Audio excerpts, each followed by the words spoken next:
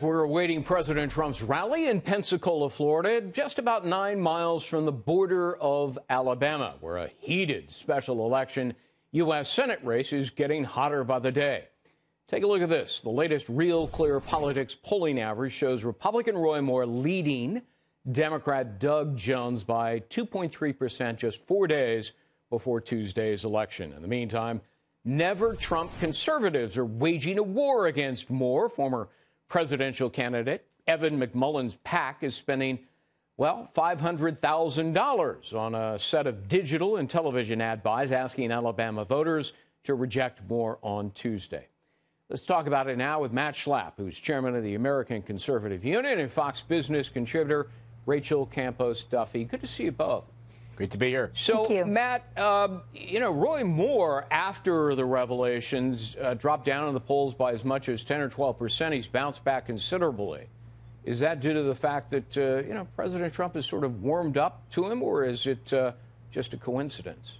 I think, Greg, the initial reason for that is so many Republican leaders in Washington, D.C. castigated him, and they told Alabama voters what they should and should not do. And I think voters across this country are very tired of D.C. Republicans dictating to them the personal moral choice on how they should vote. And I think it's reverberated and had the opposite impact.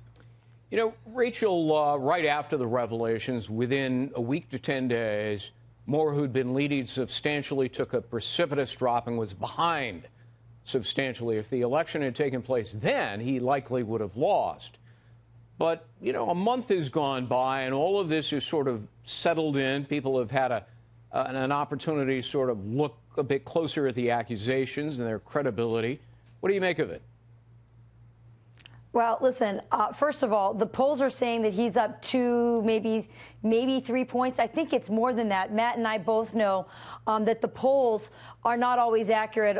When Donald Trump was up for election, I had so many suburban moms come up to me and whisper, "I'm voting for Trump." Right. They felt comfortable telling me that. They probably didn't feel comfortable telling the pollsters that. I think the same thing will be happening here. Look, I think the thing that just happened today, the information that dropped about Beverly Young Nelson saying that she in some way changed the yearbook, which was a very convincing thing. It was a physical proof that he had been sort of courting these young teenage high school girls.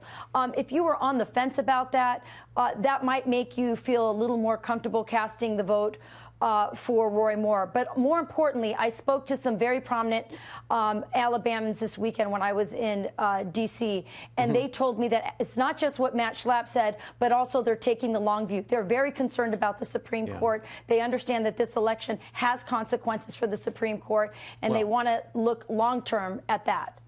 And what about all of the other revelations of misconduct, sexual misconduct on Capitol Hill? Al Franken announcing yesterday he is stepping down. Has that affected it, Matt? Yeah, I think absolutely. I think, look, this issue has changed society all over in all these different sectors, from Hollywood to media to politics. I do think there are a lot of women who are coming forward and have a story to tell, and I applaud them for doing it. And but I do think that it has put the Democrats in a very precarious position because, as Rachel knows, with her husband serving in Congress, and they're relatively new to this game, but some of these people have been around Congress for a long time. They have some explaining to do. John Conyers had some explaining to do, and there's probably 20 or 30 others who we're going to hear about, and I don't think this story is over. Rachel, I only have about 45 seconds here, but the president, this is arguably fairly clever. He's going to have an Alabama audience. But he's actually in Florida, where he has a huge amount of support. He's going to talk about Roy Moore tonight, isn't he? He might, but I think the smarter thing to do is to talk about his agenda. He has so much to brag about. The record-breaking economic news is incredible. Unemployment down. I mean, the report today about Hispanics, the lowest unemployment ever. Remember, under the Obama administration, 2 to 3 million Hispanics had fallen into poverty. And I know that Alabama's not, we're not talking about Hispanics in Alabama, but there's good news all around. ISIS on the ropes because he's unleashed Mattis on these evil terrorists. I mean, he can brag and convince them that the agenda is more important, and he has lots and lots to brag about. He has a lot to boast about. It's supposed to be a half-hour speech. My guess is if he goes through all of the things that he has achieved his first year, it's going to be an hour-long speech. Regardless, we'll be covering it. Rachel, thank you so much. Matt, great to see you as always.